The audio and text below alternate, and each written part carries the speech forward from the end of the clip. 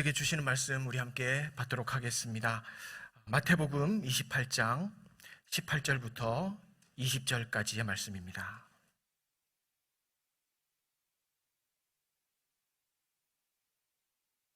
제가 봉독하겠습니다.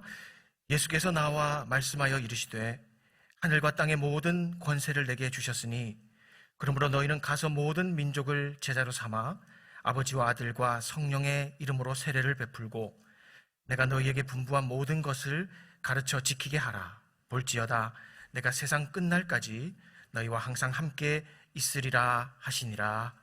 아멘. 바나 리서치라고 하는 기독교 여론조사 기관이 있습니다. 그곳에서 지난 3년 전에 오늘 본문과 관련되어진 의미심장한 설문조사를 한번 실시한 적이 있습니다. 미국에 사는 그리스도인들을 대상으로 이런 질문을 던진 것이죠. The Great Commission, 대위임령에 대하여 들어서 알고 있는가? 라는 그런 질문입니다. 그러니까 오늘 이 본문에서 우리 주님께서 승천전에 남기신 가장 위대한 명령에 대한 이해도를 물어본 것이죠.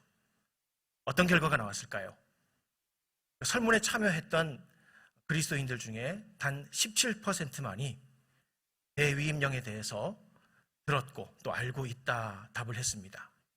그리고 25%는 듣기는 했는데 잘 알고 있지는 못한다 그렇게 대답을 했고요. 6%는 잘 모르겠다 이렇게 대답을 하게 됩니다. 그런데 무엇보다 놀라운 것은 절반이 넘는 51%의 그리스도인들이 대위임령에 대해서 한 번도 들어본 적이 없다 이렇게 대답을 했다는 것이지요. 주님께서 남기신 그 위대한 명령, 유언과도 같은 크고 중한 명령, 그것을 잘 행하고 있느냐 하는 질문도 아니었습니다. 단지 잘 알고 있느냐 하는 질문이었는데 이런 결과가 나온 것이지요. 그런데 이런 결과가 나오기를 예견이라도 한 것처럼 미국 복음주의 지성 가운데 한 사람인 댈러스 윌러드라고 하는 학자가 일찍이 대위임령과 관련해서 우리에게 아주 따끔한 일침을 가하는 책을 내놓은 적이 있습니다. 우리말로는 잊혀진 제자도라고 하는 그러한 제목인데요. 원래 제목은 The Great Omission입니다. 번역하는 사람은 이 내용을 책 속에서 대방임령이다 이렇게 번역을 했어요. 그러니까 대위임령, 대방임령. 과연 댈러스 윌러드는 그 책 속에서 이 개념들을 가지고 우리에게 무엇을 말하려고 했겠습니까? 주님 주신 이 명령이 1세기 주님의 제자들에게는 The Great Commission, 분명 대위임령이었는데 오늘을 살아가는 21세기 주님의 제자된 우리들에게는 그 명령이 The Great Omission, 대방임령이 되고 말았다. 그렇게 개탄하고 있습니다.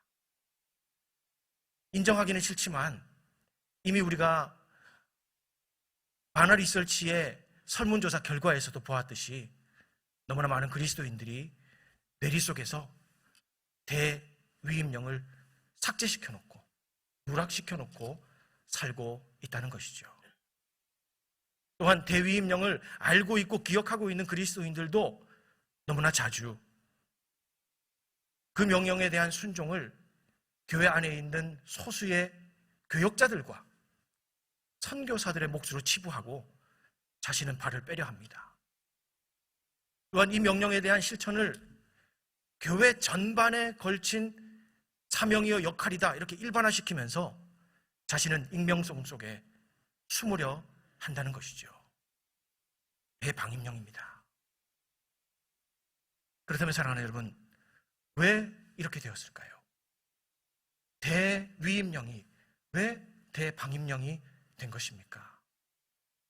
여러 이유를 꼽을 수 있겠지만 가장 근본적인 이유는 다름 아니라 이 명령에 대한 참뜻을 깨닫지 못하고 오해하여서 다른 적용을 하거나 아니면 지레 겁을 먹고 순종을 포기하였기 때문일 것입니다.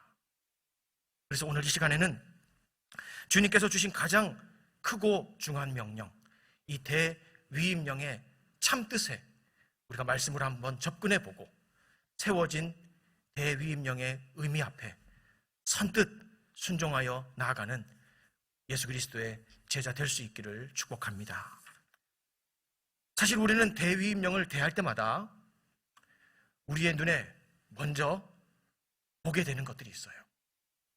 우리 눈앞에 먼저 보여지는 것들이 있다는 것입니다. 바로 부담스러운 의무조항들입니다. 하라, 하라, 하라, 하라. 그런데 정작 이 대위임령의 내용 속에서 우리가 먼저 보아야 될 것은 따로 있습니다. 오늘 말씀 20절을 한번 볼까요? 아예 우리 주님께서 볼지어다 말씀하시면서 우리의 시선과 관심을 끌고 계십니다. 무엇입니까? 내가 세상 끝날까지 너희와 항상 함께 있으리라. 바로 이 약속을 우리는 대위임령과 관계에서 가장 먼저 주목해 보아야 된다는 것입니다. 내가 너희와 항상 함께 있으리라. 여러분, 이것이 어떤 의미입니까? 내가 너희와 항상 함께 있으리라. 이것은 단지 상투적인 인사치레가 아닙니다. 우리가 종종 그렇게 말하죠. 다음에 한번 만나서 같이 한번 식사합시다. 그런 식의 입에 발린 인사가 아니라는 것입니다. 내가 너희와 항상 함께 있으리라. 이 표현은 마태복음에서 가장 중요한 신학적인 주제 중에 하나입니다. 이것은 우리 주님의 이름 임마누엘의 해석이기도 한데 마태복음에 두 번 중요한 위치를 점유하고 있어요. 먼저는 마태복음 1장 23절에 우리 주님의 출생을 예고하면서 임마누엘이라는 이름과 함께 이 약속이 나오고 있어요. 그리고 오늘 읽었던 마태복음 28장 20절에서 우리는 주님의 직접 주시는 약속 가운데 또한 이 말씀을 듣고 있습니다. 그러니까 마태복음 1장과 28장 처음과 끝에 시종에 지금 이 약속이 중요하게 자리를 잡고 있더라는 것입니다. 이것을 두고 성경학자들은 마태의 이러한 기록 방식을 봉투구조다 그렇게 말합니다. 봉투구조. 여러분, 어릴 적에 편지 봉투 만들어 보신 적이 있으시죠? 가장 중요한 게 뭡니까? 봉투를 접다가 그 윗단과 끝단의 종이를 같은 모양으로 같은 비율로 이렇게 접어 붙여서 대칭을 이루게 하지요. 바로 마태가 그렇게 그의 복음서를 썼다는 것입니다. 마치 커다란 봉투처럼 활용해서 예수 그리스도의 임마누엘 하신 신뢰들, 그가 이 땅에서 제자들과 함께 하셨던 그 신뢰들을 차곡차곡 담아 모았다는 것입니다. 그리고 오늘 우리가 읽었던 이 말씀, 마태복음의 봉투 끝단에 와서 예수 그리스도의 이름과 권위라고 하는 그 도장을 찍으면서 이 마태복음에 있었던 예수 그리스도의 임마누엘이 다름 아닌 대위임령을 순종하는 자들에게 고스란히 주어질 것이라는 약속을 여기에서 지금 담아내고 있더라는 것입니다. 실제로 그러한 약속을 누리면서 살았던 대표적인 인물 한 사람이 있지요. 바로 사도 바울입니다. 그는 예수 그리스도께서 이 대위임령을 주시는 그 당시에 그 산상에 제자들과 함께 있지 않았습니다. 그런데 그 후에 어떻게 됩니까? 어찌 보면 그 대위임령을 직접 받았던 제자들보다 더 위대한 헌신과 삶을 살아내는 자 되지 않았습니까? 왜 그랬을까요? 예수 그리스도의 놀라운 임마누엘이 함께 하심의 놀라운 역사가 대위임령을 순종하는 사도 바울에게 있었다는 사실을 분명히 우리에게 보여주고 있는 것입니다. 이처럼 대위임령은 그 안에 담아져 있는 의무 조항들에 비교할 수 없을 만큼의 놀라운 약속을 가지고 있습니다. 가장 위대한 명령은 지금 가장 위대한 약속과 함께 주어진 것이라는 거지요. 이 땅에서 우리들도 삶을 살아갈 때에 예수 그리스도의 승천과 재림 사이에 살게 됩니다. 다시 말하면 예수 그리스도의 물리적인 부재 속에서 우리의 평생을 살아가게 됩니다. 그런데 어떤 이에게는 마치 마태복음의 하루하루처럼 예수 그리스도의 임마누엘이 그의 삶에 개입되어서 살 수 있다는 약속이 여기에 있는 것이에요. 누구에게? 바로 대위임령을 붙들어 순종하는 자의 삶 가운데 바로 이러한 마태복음에서의 놀라운 예수 그리스도의 임마누엘이 보장된다는 사실을 오늘 우리에게 일러주고 계신다는 것입니다. 이 시간 우리 주님께서 친히 볼지어다 하시면서 열어주신 이 약속에 우리가 함께 믿음으로 눈을 떠 바라보고 또한 이 놀라운 약속이 대위임령에 순종하는 자들에게 주어진 약속임을 알아서 오늘부터 우리의 걸음을 남은 여생 우리의 걸음을 대위임령에 대한 순종자로 걸어감으로 말미암아 우리 주님 약속하신 임마누엘의 역사와 섭리 아래 우리의 하루하루가 엮어져 나아갈 수 있기를 축복합니다. 그렇다면 이 놀라운 약속을 보장하고 있는 이 주님의 가장 위대한 명령의 내용을 우리가 한번 살펴보도록 하지요. 먼저 본문의 구조를 보게 되면 여러 가지 동사들이 나옵니다. 그런데 단순히 열거된 것 같아 보이지만 실상은요, 여기에 중요한 어떤 질서가 부여되어 있습니다. 문법적인 질서가. 문법적으로 이 명령은 하나의 본동사와 그것과 연결되어진 세 개의 분사로 이루어져 있습니다. 여러분, 설교가 갑자기 어려워지고 있죠? 그러나 우리가 대위임령을 이해할 때 반드시 한 번은 넘어야 될 산입니다. 몇십 초만 여러분 참고 집중하며 따라오시기를 바랍니다. 지금 예수 그리스도의 대위임령이 문법적으로 어떻게 구성되어 있다고 했습니까? 하나의 본동사 그리고 세 개의 분사라고 했습니다. 여기에서 이 본동사의 역할은 뭘까요? 그것은 바로 이 명령을 주신 주님의 목적을 드러냅니다. 이 명령이 성취하는 목적을 드러낸다는 거죠. 그리고 이 분사의 역할은 무엇입니까? 그 목적을 성취하기 위해서 실천적으로 감당해야 될 목표와 방법을 드러내고 있습니다. 그러면 이 명령에서 이 본동사에 해당하는 내용이 무엇일까요? 바로 제자 삼으라라는 것입니다. 이것이 목적인 것이에요. 그리고 연결되어진 세 개의 분사는 무엇입니까? 가라, 세례를 베풀라, 그리고 가르치라 라고 하는 것입니다. 그러니까 이 내용을 다시 한번 요약 정리하면 어떻게 됩니까? 너희는 가면서 세례를 베풀면서 가르치면서 제자를 삼아라, 이런 뜻이 된다는 겁니다.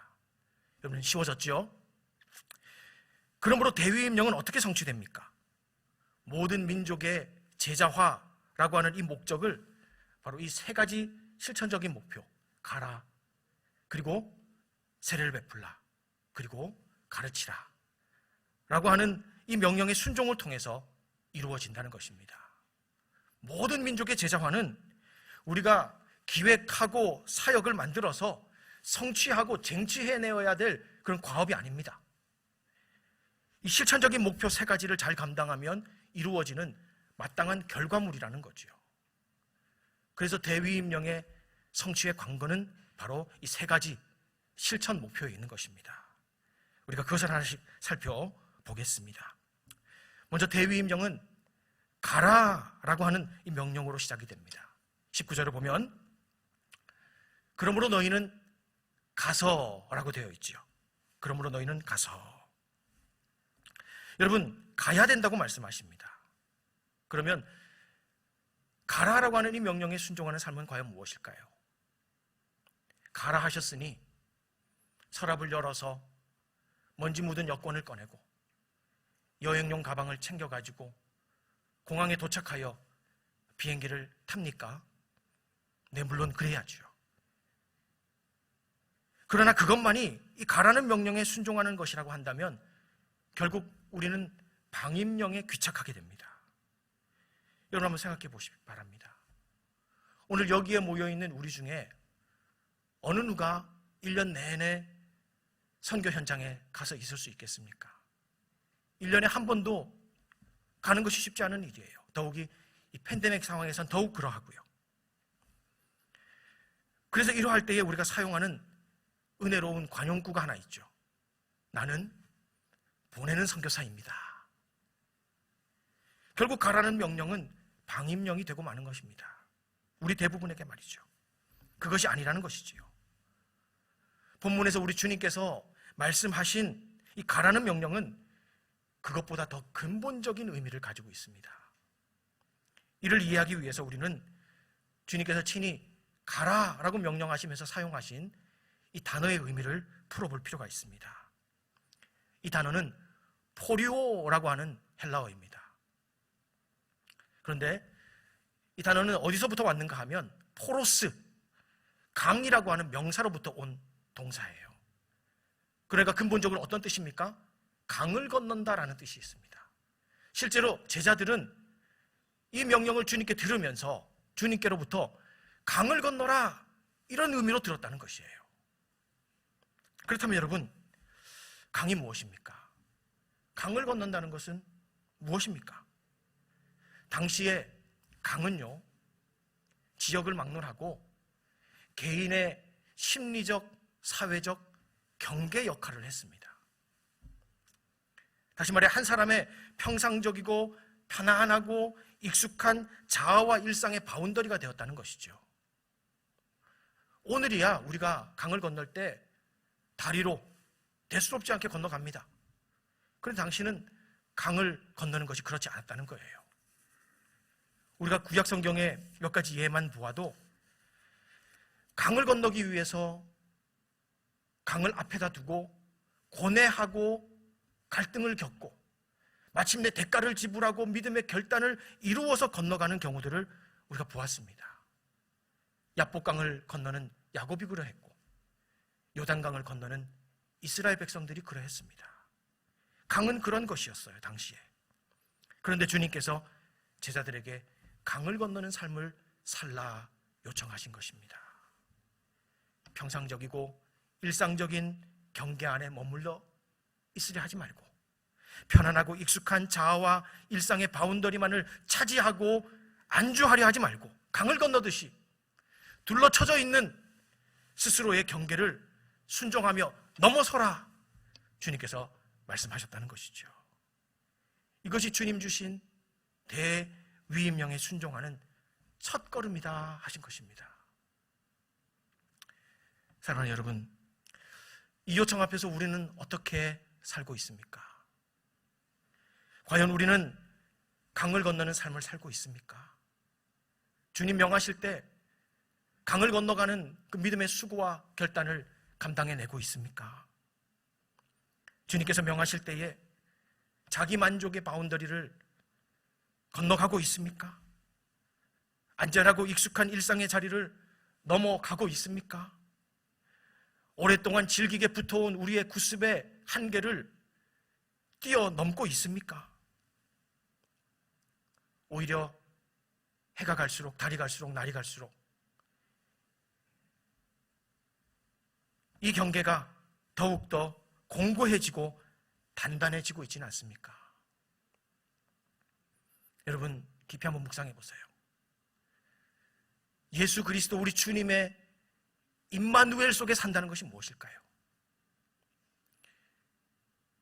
우리 주님 말씀하신 것처럼 너희가 내 안에 내가 너희 안에 그렇게 소통하며 거하는 그 온전한 임마누엘이 이루어지려면 자아와 일상의 경계가 무색해져야 됩니다. 허물어져야 됩니다. 그래야 나와 주님 간에 임마누엘의 소통이 이루어지는 것 아니겠습니까? 사랑하는 여러분, 주님께서 우리에게 계속적으로 지금 강을 건너라 말씀하고 계십니까?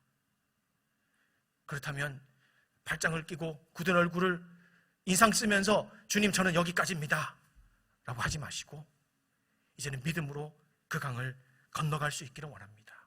넘어설 수 있기를 원합니다. 그때에 우리는 대위임령에 대한 순종의 걸음을 시작하게 될 것입니다. 우리에게 붙여주신 사람들에게 제자도의 파동을 일으키게 될 것이며 주님의 임마누엘의 복이 우리의 삶으로 흘러들고 스며들게 될 것입니다. 가라, 강을 건너라.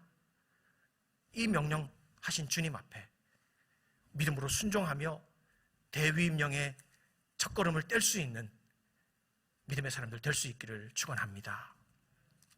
그리고 두 번째로 대위임령을 위해서 순종해야 될 일이 또 있지요. 무엇입니까? 19절을 다시 보겠습니다. 세례를 베풀고 그렇게 말씀하시죠. 세례를 베풀라. 여러분, 세례를 베푸는 것 어떤 의미입니까? 교회에서 세례식을 자주 해야 된다 그런 말씀인가요? 물론 그 말씀 순종해야죠. 그러나 그것만으로 이 명령에 온전히 순종했다고 할 수 없습니다.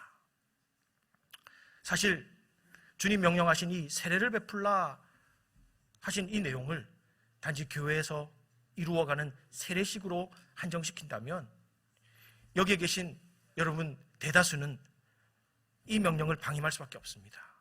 왜 그렇습니까? 이 세례식에 직접적으로 관여할 수 있는 사람들이 공식적으로 몇 안 되기 때문이지요. 결국 우리 많은 수에게는 방임령이 될 수밖에 없습니다.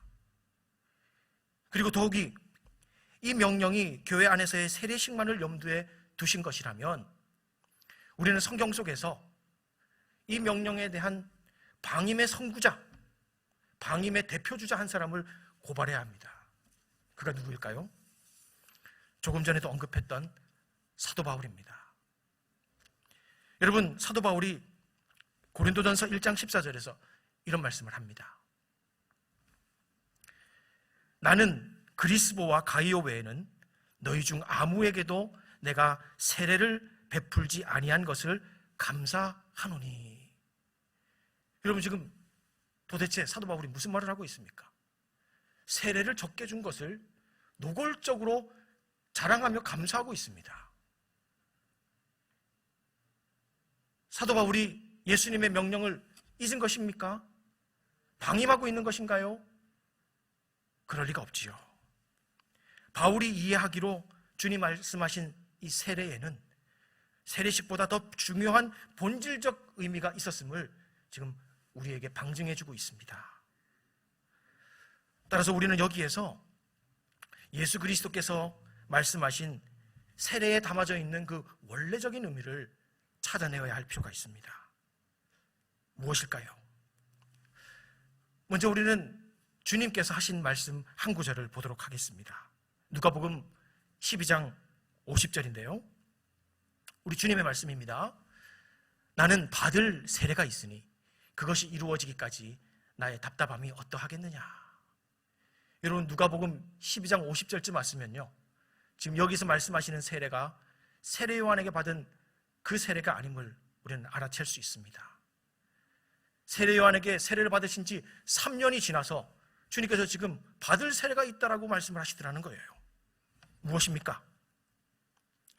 마가복음 10장 38절에 단서가 있습니다. 예수께서 이르시되 너희는 너희가 구하는 것을 알지 못하는도다. 내가 마시는 잔을 너희가 마실 수 있으며 내가 받는 세례를 너희가 받을 수 있느냐. 여기에 보면 내가 마시는 잔이라는 표현이 있죠. 우리는 이것이 어떤 의미인지를 잘 알고 있습니다. 이것은 우리 주님께서 겟세마네 동산에서 땀방울이 핏방울이 되기까지 거두어 달라고 간청했던 바로 십자가 순환과 고난을 의미하는 것입니다. 그런데 그 잔과 나란하게 어떤 개념이 같이 있습니까? 세례라고 하는 개념이 여기에 있습니다.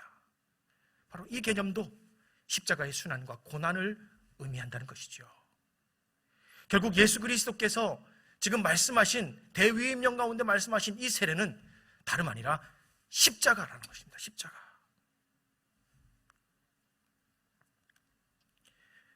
따라서 주님께서 우리에게 세례를 주라고 하신 명령은 근본적으로 우리와 함께 살아가는 이들에게, 우리 옆에 붙여주신 이들에게 십자가를 보여주고 십자가를 체험하게 하라라는 의미라는 것입니다. 우리의 삶을 통해 십자가가 그들에게 보여져야 되고 십자가 체험이 우리의 삶을 통해 그들에게 이루어져야 된다는 것입니다.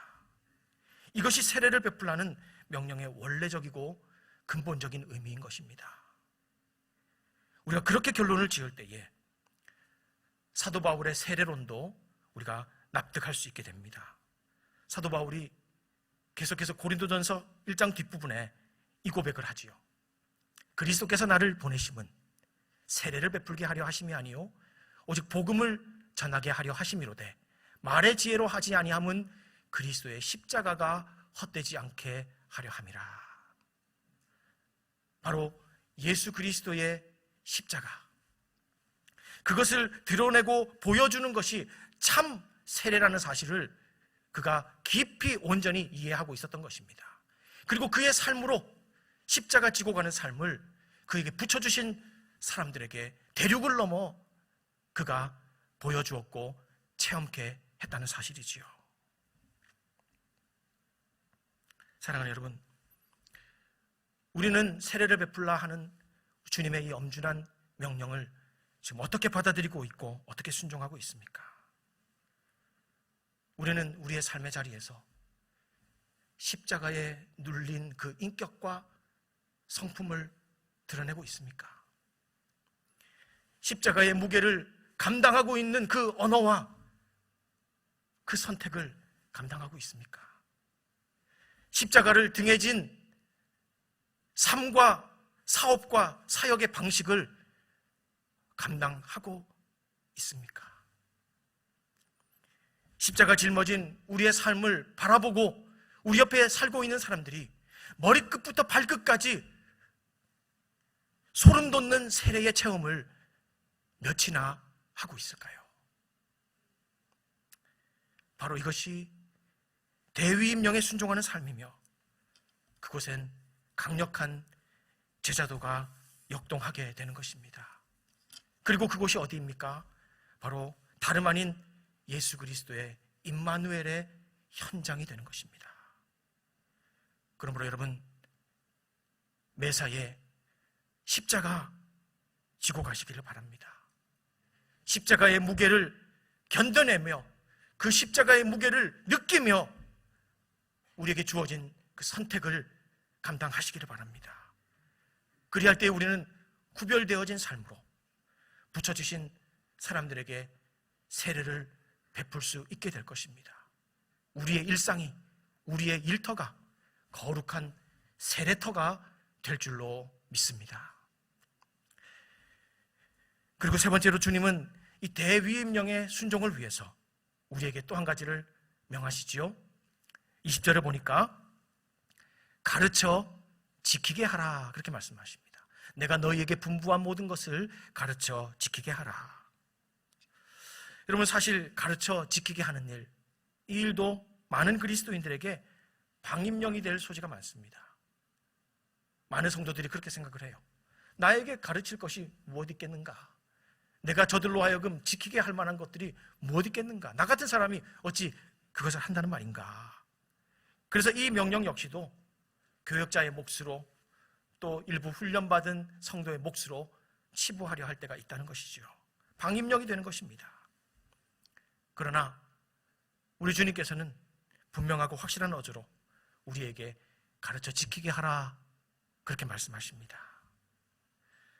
특별히 사도 바울은 우리 주님의 이 안타까움을 담아서 히브리서 5장 12절에 이렇게 말씀했지요. 때가 오래 되었으므로 너희가 마땅히 선생이 되었을 터인데. 안타까움이 묻어나지요. 바로 이 질타는 오늘 우리에게도 적용이 됩니다. 우리에게도 가르칠 것이 있고 지키게 할 수 있는 것들이 있다는 겁니다. 그것이 무엇일까요? 주님께서 말씀하셨죠. 내가 분부한 것. 여러분, 우리 중에 주님께서 누차 분부하지 않은 사람이 여기 누가 있겠습니까? 우리는 다 주님으로부터 분부하심을 받았습니다. 올해도 받았지요. 그러기에 우리는 마침내 가르쳐 지키게 하는 잘하는 이 자각이 늦게나마 깨어 일어나야 하는 것입니다. 우리의 삶의 자리에서 우리가 고용인입니까? 배우는 자입니까? 연소한 자입니까? 그럼에도 불구하고 우리는 누구에게든 가르쳐 지키게 하는 자입니다. 이 생각의 전환이 이루어질 때에 대위임령에 대한 우리의 순종은 더욱 깊어져 간다는 것이지요. 그러면 사랑하는 여러분, 어떻게 해야 되겠습니까? 가르치고 지키게 하라 하셨으니 이 두 가지나 다 감당해야 될까요? 감사하게도 원문을 보면 이것이 한 가지입니다. 어떻게 되어 있는가 하면 지킬 수 있도록 가르치라, 그렇게 되어 있어요.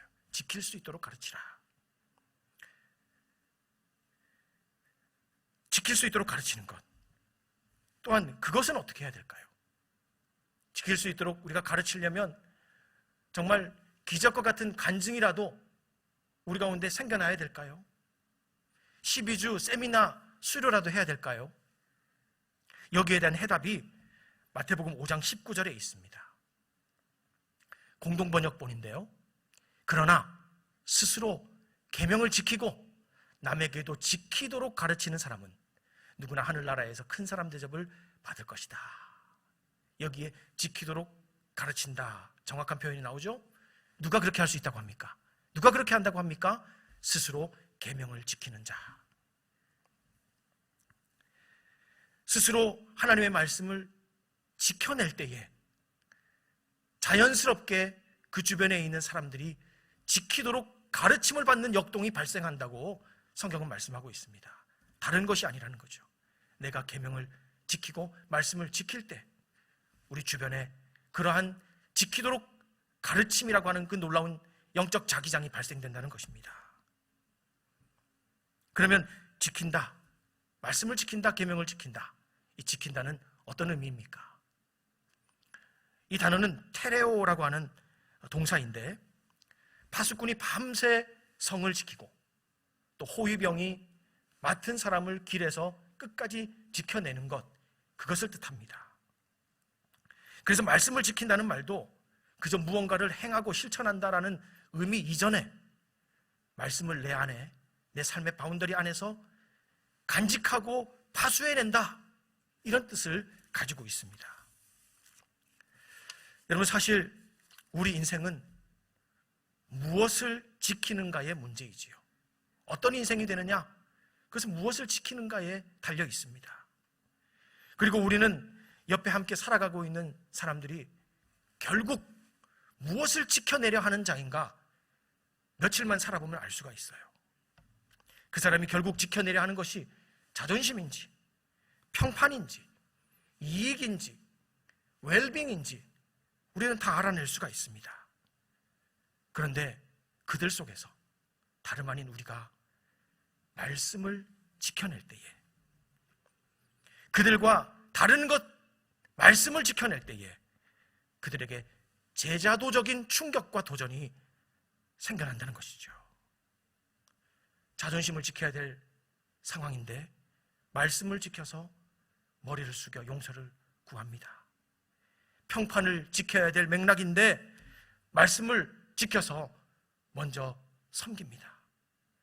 이익을 지켜야 될 때인데 오히려 말씀을 지켜 정직을 선택합니다. 웰빙을 지켜야 될 정황인데 말씀을 따라서 나눕니다. 그러할 때에 바로 우리의 관계망 속에 이 놀라운 제자도의 역동이 발생된다는 것이죠. 또한 말씀을 지켜낸 그 자리가 어떠한 자리입니까? 바로 임마누엘의 분명한 증거가 되는 자리가 된다는 것입니다. 그러므로 우리의 감정과 생각과 언어를 선택할 때, 관계와 업무와 사역을 열어갈 때 한 가지를 늘 확인하고 점검하시기 바랍니다. 그 가운데 말씀이 있는가? 말씀이 지켜지고 있는가? 확인하여서 말씀이 요구하는 그 선택을 지켜 감당함으로 말미암아 우리의 일거수일투족을 통해 그 위대한 대위임령을 수종드는 복된 하루하루가 열어지기를 축원합니다. 결국 우리 주님의 대위임령을 성취하기 위해 순종해야 할 이 세 가지 실천적인 명령, 가라, 세례를 베풀라, 가르치라. 이것은 어떤 명령입니까? 선교적인 활동과 일과 사역을 더 열심히 더 많이 하라 하는 명령 이전에 선교적 관점과 자세와 삶을 먼저 갖추라라고 하는 명령인 것입니다. 온전한 선교적인 관점과 자세와 삶을 갖출 때에 그 위에 온전한 선교적인 일과 사역과 활동이 세워질 수 있기 때문이죠. 더욱이 우리는 지금 모든 민족들이 우리 옆에 함께 살고 있는 그러한 시대를 우리는 살고 있습니다. 그들이 우리 옆에 친히 찾아와 있습니다. 장기 선교사들이 10년 동안 그 오지에서 한 번도 발 디뎌보지 못했던 마을에서 20년 동안 한 번도 노크해보지 못했던 그 집에서 지금 사람들이 우리 옆에 와서 직업을 얻고 일을 하며 공부하며 살고 있습니다. 그들은 마음만 먹으면 두어 시간 내에 혹은 한나절에 장기 선교사들이 가보지 못했던 그곳까지 돌아가서 그 깊숙한 마을과 집에서 영향력을 미칠 수가 있습니다. 그들이 제자화 되어 있다면 말이죠. 우리는 지금 그러한 선교적 기회가 있는 일상에서 살고 있습니다. 열방의 제자화라고 하는 목적을 지금 여기에서도 일조할 수 있는 그런 때를 우리가 살고 있다는 것입니다. 그래서 주님께서 제자된 우리들에게 다시 명령하시는 것입니다. 가라고, 세례를 베풀라고, 그리고 가르치라고 말씀입니다. 더 이상 이것을 교역자들의 몫으로, 선교사들의 몫으로 돌리지 마시고 교회의 전반적인 사명과 역할로만 여러분 내몰지 마시고 우리 각자에게 주신 위대한 명령임을 알고 받아 순종하며 일어설 수 있기를 원합니다. 무엇보다 우리 주님께서 먼저 이것을 감당하셨다는 것을 기억하십시오. 주님께서 먼저 하늘에서부터 땅으로 깊고 넓은 강을 건너오셨습니다. 그 주님께서 십자가로 우리에게 이미 보혈을 철철 흘려 세례하셨습니다. 그리고 그 주님께서 스스로 로고스 말씀이 되셔서 우리에게 가르쳐 주셨습니다. 그 주님께서 이제 하늘과 땅의 권세를 걸고서 우리에게 임마누엘의 공간을 열어주십니다. 세상 끝날까지 함께하리라 약속하시면서 임마누엘의 시간을 우리에게 펼쳐놓으셨습니다. 예수 그리스도로 살아가는 우리의 인생, 우리의 모든 시간과 공간을 주님께서 펼쳐놓으시고 열어놓으신 이 광대하고 장구한 임마누엘의 시공간 안에 우리도 올곧이 올려놓아야 될 것입니다.